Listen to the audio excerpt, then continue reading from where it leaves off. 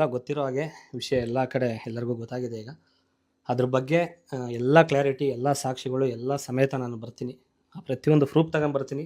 ಆಮೇಲೆ ಇದರಿಂದೆ ಯಾರ್ಯಾರಿದ್ದಾರೆ, ಯಾರ್ಯಾರು ಸಿನಿಮಾ ನಿಲ್ಲಿಸ್ಬೇಕು ಅಂತ ಓಡಾಡ್ತಿದ್ದಾರೆ, ಯಾರ್ಯಾರು ಈ ಸಿನಿಮಾ ಪ್ರಮೋಷನ್ಗಳನ್ನೆಲ್ಲ ನೋಡಿ ಒಂದೂವರೆ ತಿಂಗಳ ಮೇಲೆ ಯಾರ್ಯಾರು ನನಗೆ ಬೆದರಿಕೆ ಹಾಕಿದ್ದಾರೆ, ಪ್ರತಿಯೊಂದು ಪ್ರೂಫ್ ಸಮೇತ ಬರ್ತೀನಿ. ಆಮೇಲೆ ಏನೇನು ಹೇಳಿಕೆ ಕೊಟ್ಟಿದ್ದಾರೆ, ಅಲ್ಲಿ ಏನೇನು ಬಂದಿದೆ ಪ್ರತಿಯೊಂದು ನಾನು ಕೂಡ ನನ್ನ ಹತ್ರನೂ ಒಂದಿಷ್ಟು ಕೊಡ್ತೀನಿ ಸಾಕ್ಷಿನ. ಈಗ ಏನಿಲ್ಲ, ಬೇರೆ ಉದ್ದೇಶ ವಿಡಿಯೋ ಮಾಡ್ತಾ ಇರೋದು. ನಮ್ಮ ಕುಲದಲ್ಲಿ ಕೇಳಿಯೋದು ಸಿನಿಮಾ ನಾಳೆ ರಿಲೀಸ್ ಆಗ್ತಾ ಇದೆ. ಇದು ನಿರ್ಮಾಪಕರು ತುಂಬ ದೊಡ್ಡ ಬಜೆಟ್ ಮೂವಿ ಮಾಡಿರೋದು. ಇದು ನನ್ನ ಕನಸು ಕೂಡ.